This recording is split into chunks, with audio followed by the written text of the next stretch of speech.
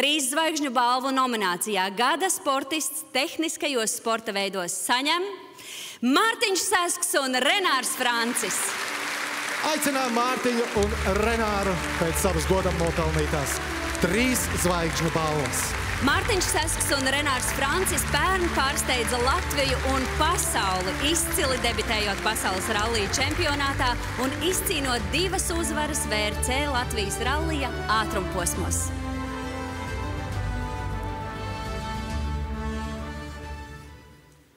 Tātad, pirmkārt jau labvakar un milzīgs paldies jums par izteikto atbalstu, par fantastiskiem balsojumiem šajā gadā. Un, jau arī skatoties tās nominācijas, pirms tam mēs diezgan bieži dzirdējām šo vārdu un burtu salikumu VRC. Un šis gads, varētu teikt, 24. gads, jau aizgājušais bija tāds izrāviena gads. Mēs pirmkārt paši pirmoreiz debitējām pasaules rallija čempionātā.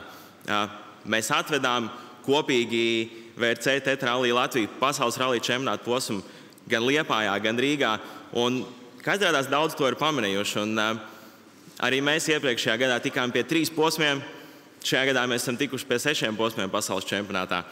Un es gribētu cerēt, ka noteikti šī jūsu izteiktā atzinība noteikti mūs motivēs vēl arvien vairāk, lai arī šis gads ir ne tikai izrāviena, bet pātrinājuma gads. Paldies!